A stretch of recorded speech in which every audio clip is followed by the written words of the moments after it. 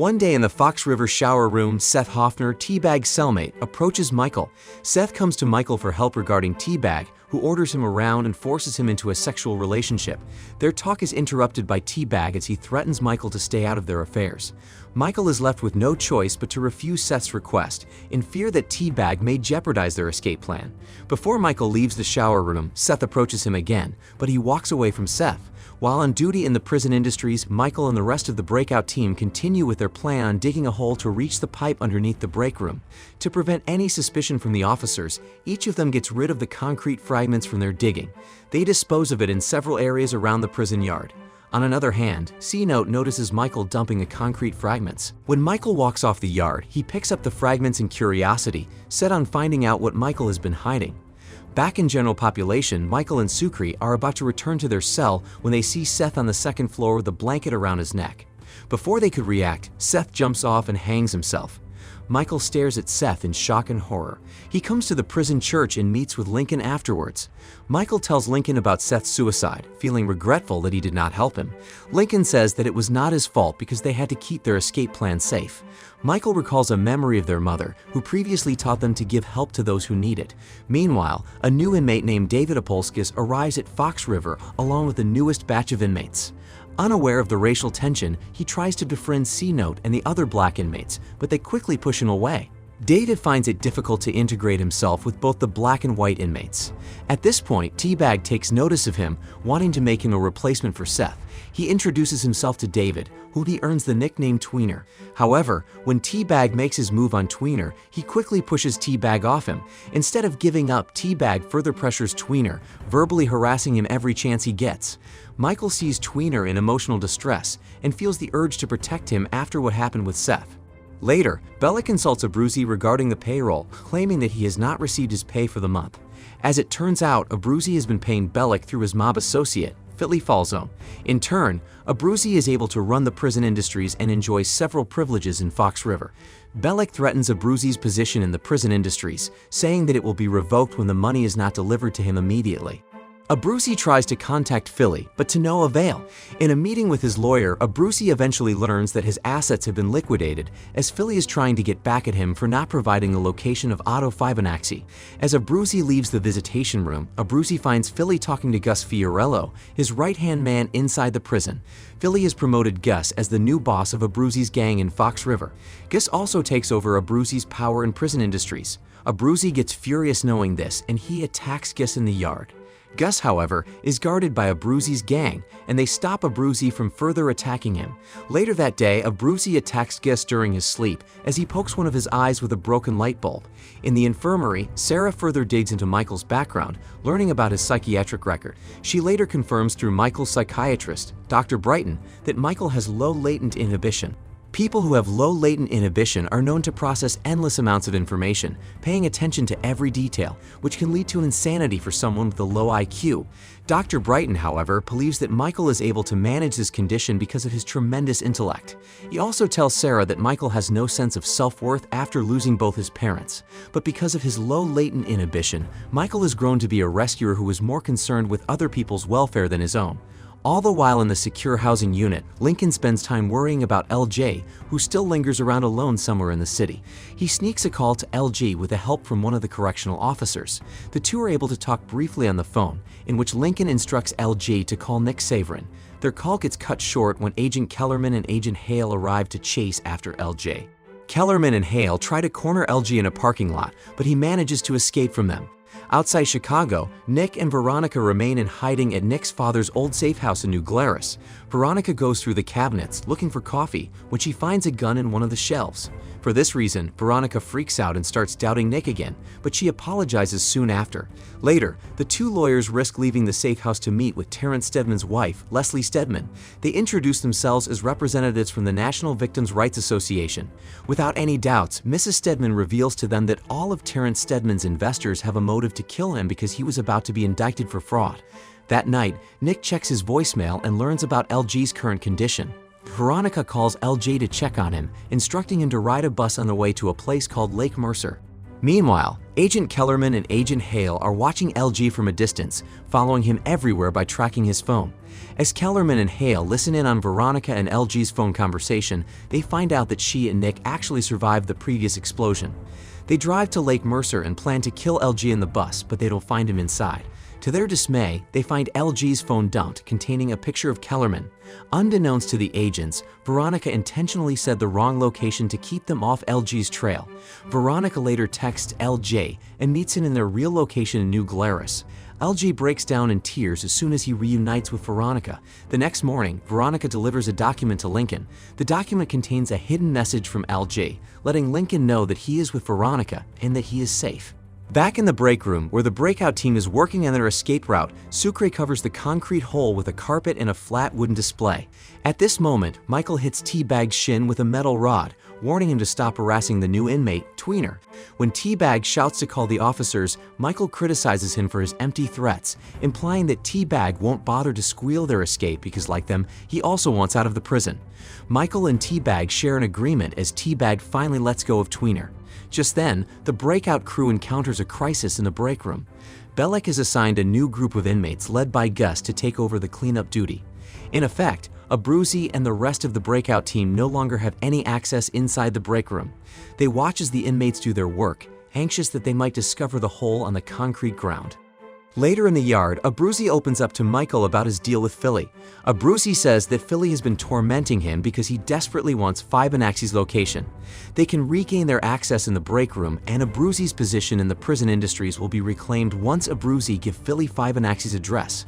Thus, Abruzzi encourages him to work together against Philly. Michael, however, is torn, thinking whether Abruzzi can be completely trusted. He also contemplates if he should share the information about Fibonacci. Later in the prison church, Michael confides with Lincoln about his dilemma. Lincoln tells him to give up Fibonacci's address, but Michael remains unconvinced. He reveals that Otto Fibonacci is an innocent and righteous man who just happened to witness the murder committed by the mob leaders Abruzzi and Philly. Afterwards, Michael agrees on giving up Fibonacci's location, but with the condition that he has to meet Philly directly. He calls a woman via a number from his tattoos and talks to her about their apparent arrangement regarding Fibonacci. Michael and Abruzzi meet Philly in the visitation room sometime later. He then explains to them how he got Fibonacci's address, saying that he tracked Fibonacci through the local sheriff who has been guarding him. Suddenly, Michael takes advantage of the information he has and demands Philly to pay the tip-off. Abruzzi is enraged as Michael seemingly deviates from their agreement. He takes out a picture of Veronica as he threatens Michael that he will kill her. Thus, Michael is forced to immediately reveal Fibonacci's location, claiming that he is in Canada. Before Philly leaves, Michael pleads to make Fibonacci's death quick and painless, but Philly ignores his remark. Additionally, Abruzzi makes his own request to Philly, which is to resume the payroll with Bellick and return to his position in prison industries. That night, Philly and his henchmen head to Fibonacci's alleged address in Canada. But as soon as they get out of their car, lights flash at Philly and his men who are surrounded by police cars. The entire transaction turns out to be a setup arranged by Michael with the help of the unidentified woman he previously called. Thus, the police arrest Philly for international gun charges, parole violation, and many other serious charges. Fibonacci and his family remain safe in his real location in Kansas. The next day, Abruzzi hears about the news, making him rush to Michael's cell.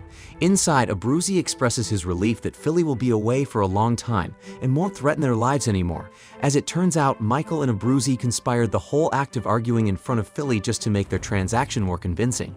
Meanwhile, C-Note approaches Gus, the current head of the prison industries who now wears an eye patch due to Abruzzi's previous attack. C-Note bribes him in exchange for a slot as a worker in the break room. He claims that he is tired of his duties in the kitchen and wants to do different tasks. While on duty, C-Note enters the break room and resumes his investigation about Michael and the concrete fragments. He ends up finding the hole under the carpet and figures out the breakout team's plan on escaping. In the infirmary, Sarah meets Michael and continues her treatment on his toes. He notices the vase of flowers, which Sarah says came from her father as a gift for her birthday. Sarah briefly tells him how she has grown tired of her father's flowers, which quickly end up dead and in the trash.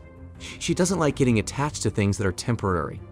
Michael encourages her to be more optimistic and later leaves a flower origami on her desk, making Sarah smile. In the break room, the breakout team subtly cheer as they are almost done with digging the hole. Just then, C-Note arrives with Bellic in the break room, claiming that he is part of their group on cleanup duty. He hints to Michael and the breakout team that he knows about the hole, deliberately stepping on it under the carpet. They are forced to allow C-Note inside as Michael rubs his face in frustration. Meanwhile, Kellerman and Hale meet with a man named Quinn through the orders of Vice President Reynolds.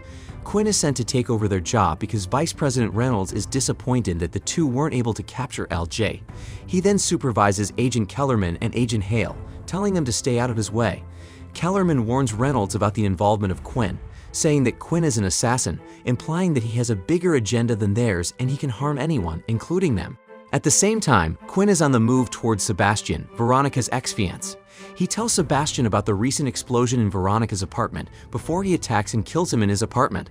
Quinn later hacks into Sebastian's computer to track Veronica's location. While Veronica and Nick look into the company documents of Terrence Stedman's company, Ecofield, Quinn is seen right outside their safe house in New Glarus, watching them. Veronica and Nick also learn about Vice President Reynolds' announcement for her presidential run, realizing that she might be involved in Terrence Stedman's death. Nick is insistent on stopping Reynolds from becoming the president, but Veronica no longer wants to meddle with any more affairs except preventing Lincoln's execution. Back in Fox River, Michael notices that Sarah kept the flower origami in one of the shelves. Sarah begins to carelessly flirt back with him in the middle of their checkup. After their appointment, Michael continues to dump the cute poison made of copper sulfate and phosphoric acid to further corrode the drainage pipe in the infirmary. During their shift in Prison Industries, the members of the breakout team take turns in finishing the hole in the break room. T-Bag and the newly included member, C-Note, frequently get into conflict due to the racial tension. Just then, an officer arrives and summons Michael for a conjugal visit from his alleged wife. Hearing this, the breakout team looks at Michael in surprise, especially Suker, who has been completely open to him about Maricruz. During the inspection, Bellic watches Michael's wife, a Czech woman named Nika, who turns out to be the unidentified woman from the phone call. He eyes her suspiciously, claiming to recognize her face from somewhere. Shortly after, Michael and Nika meet inside the conjugal room. The two briefly talk before proceeding with their agreement, in which Nika gives Michael a credit card. Around the same time, Sarah is out while on her break when she sees Michael and Nika come out of the conjugal room. Confused and stunned, Sarah turns away from them. After the encounter, she has been avoiding unnecessary meetings with Michael. She later confronts Michael about his marriage with Nika and warns him that their budding relationship is back to being purely professional. Meanwhile, Captain Bellic studies Michael and Nika's marriage license. Bellic's suspicion about Nika has escalated as he finds out that she and Michael got married just the day before he robbed the bank. After some time, Bellic recognizes Nika as one of the strippers in a local nightclub he goes to. Bellic reveals himself to Nika and interrogates her about Michael. As it turns out, Nika married Michael so she can obtain a green card to immigrate to the United States, and in return, she helps Michael with his escape plan. When Nika's immigration status is threatened, she is forced to tell Bellic that she gave Michael a credit card during their conjugal visit. Back in his cell, Michael takes out the credit card Nika gave him. He peels off the credit card, revealing that it is actually a key card to the storeroom of the prisoner's personal items. Before he got into Fox River, Michael accessed the prison security system manual and created his own key card to the storeroom. He goes back to the hole in their cell to sneak off to inside the storeroom and retrieve his personal items. In his box, Michael finds his suit and tape recorder, but discovers that his gold watch is missing. In the morning, he and Westmoreland are walking around the yard when he finds his gold watch stolen by one of the officers named Roy Geary. Thus, Michael seeks the help of Tweener, who happens to be a skilled pickpocket. Tweener agrees on stealing back the gold watch from Officer Geary. In turn, Michael will consider helping Tweener secure a slot in the Prison Industries. Later that day, Tweener fakes a seizure before he swiftly steals the watch from Officer Geary. Michael retrieves his gold watch, but eventually decides not to help Tweener get his PI card. In New Glarus, Nick, LG, and Veronica wake up to the sound of Quinn from their doorstep. Quinn has rubbed sandpaper on his face as he pretends to be wounded from an accident. Nick opens the door and lets him inside, but before he could react, Quinn shoots him in the shoulder.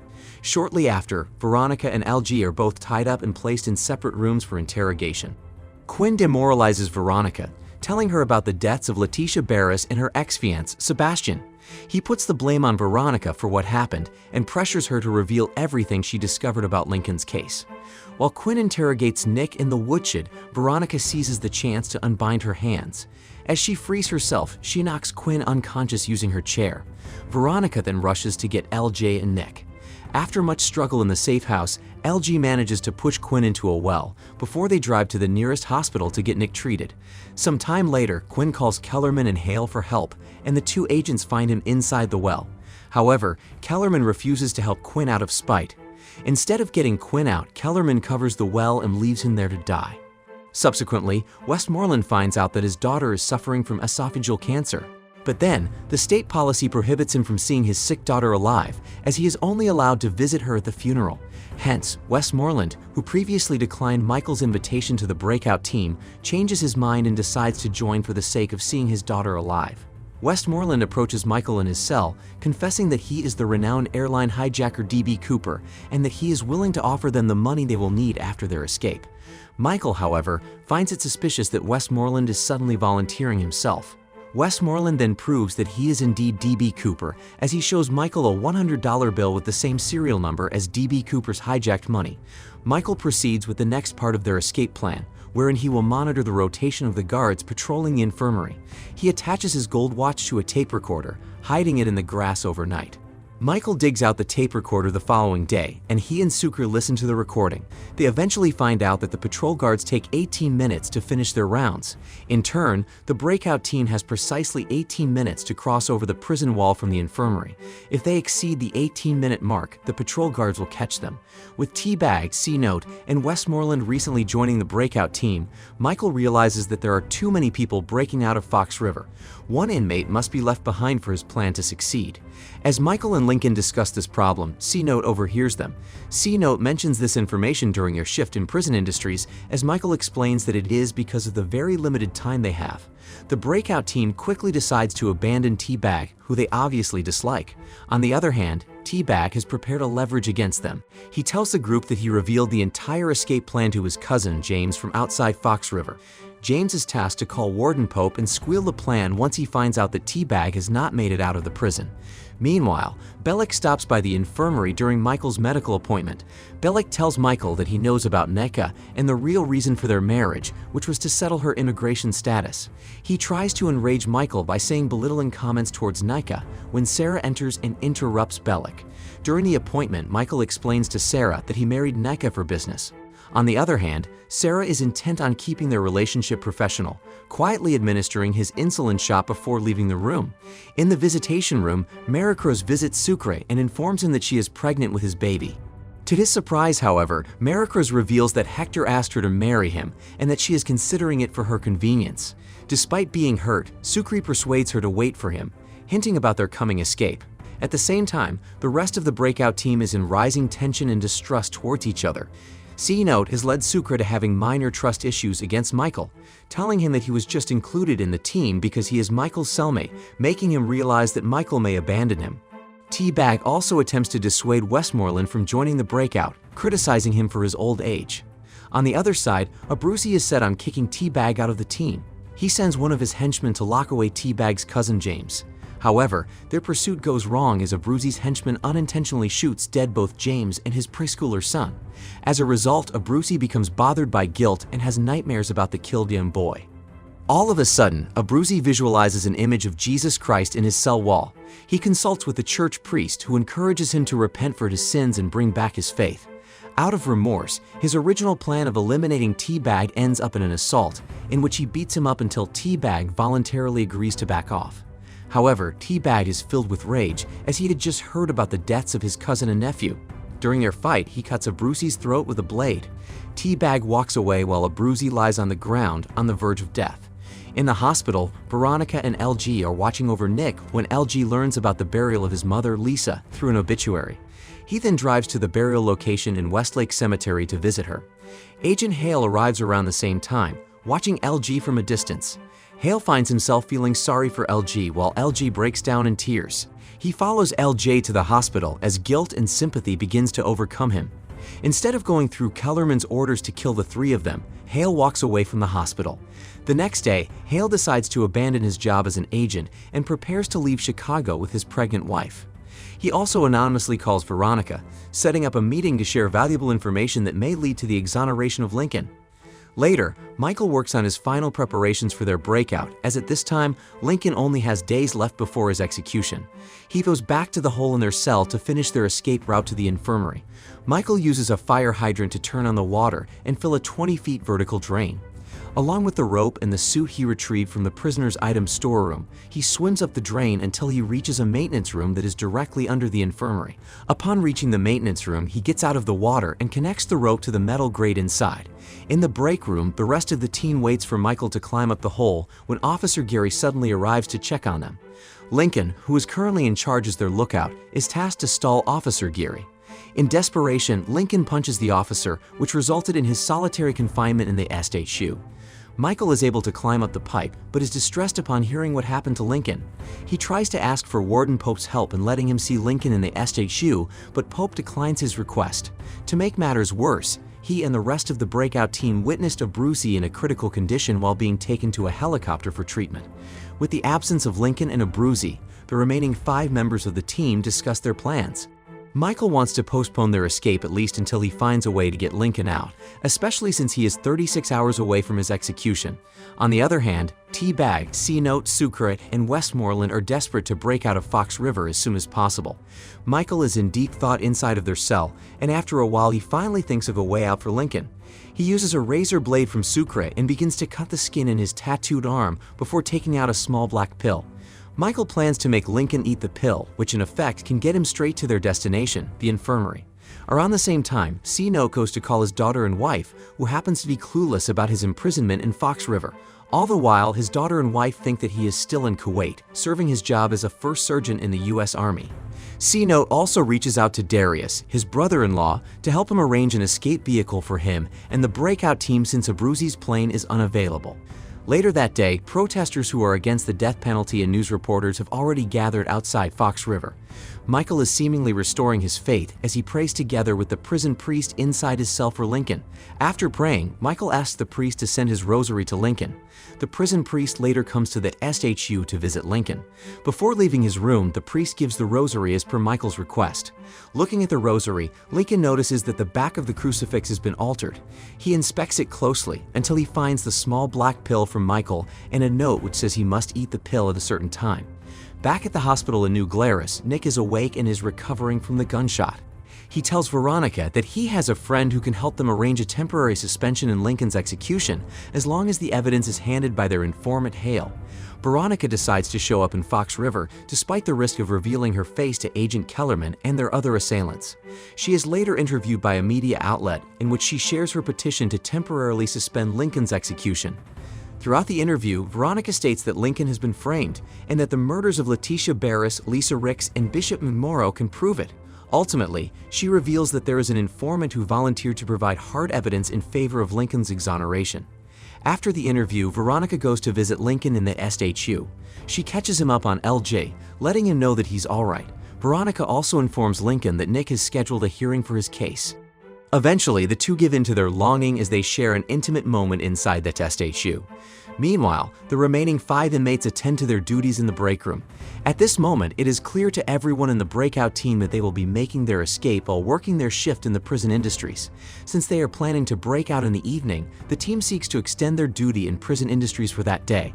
Michael deliberately hits one of the water pipes inside the break room, soaking the entire place. When Bellick arrives, he and the rest of the team put on an act, pretending to have messed up their cleaning duty. In effect, Bellick punishes them and extends their duty until the evening. They wait in the break room until the clock strikes at 9:00 p.m., and one by one, they enter the hole. Around the same time, Lincoln follows Michael's instructions and takes the small black pill, making him grasp his stomach in pain. Suddenly, he collapses to the floor, which prompts the guards to take him to the infirmary. Sarah attends to Lincoln and thinks that he has food poisoning. When Sarah leaves, Lincoln glances at the drainage from time to time, waiting for Michael and the others. Continuing as planned, Michael, Sucre, C-Note, T-Bag, and Westmoreland crawl through the pipes underneath the break room. They follow Michael through the vertical drain and take turns in climbing up the rope to the maintenance room. During their ongoing escape, Darius and his vehicle are on standby right outside Fox River, getting ready to pick them up. Somewhere in the city, Veronica meets with Hale, revealing himself as the informant who called her. Hale says that Lincoln was handpicked to be an assassin, but he did not kill Terrence Stedman. He tells Veronica that nobody killed Stedman and that he is still alive. Shortly after, Hale brings out a white envelope containing 3 sheets of all the names who started the setup for Lincoln. But just before Hale gives the envelope to Veronica, Agent Kellerman suddenly shows up. Veronica watches them while in hiding as Hale and Kellerman talk. Kellerman confronts Hale as he feels betrayed that Hale turned against him in their mission. He asks for Veronica, but Hale chooses not to reveal her location. When Kellerman confiscates Hale's gun, he finds the envelope from his pocket. Kellerman scans through the names and learns that Hale has included his name. Enraged, Kellerman aims his gun towards Hale. In tears, he pleads with Kellerman not to throw away their longtime friendship, but to no avail as Kellerman shoots him dead. Back in Fox River, the 5 members of the breakout team have successfully climbed through the vertical drain and have reached the maintenance room. However, the pipe which Michael had previously corroded using the cute poison has been replaced. Michael tries to forcefully disconnect the pipe using a metal rod, but the pipe won't budge. Lincoln hears them from the infirmary and attempts to press down the pipe from the other side, but remains unsuccessful. To their dismay, the breakout team finds themselves stuck inside the maintenance room and unable to get to the infirmary. Discouraged, Michael tells everyone that they won't be able to get out. T-Bag, on the other hand, refuses to accept their failed attempt as he takes out a shank and points it at Michael, threatening him.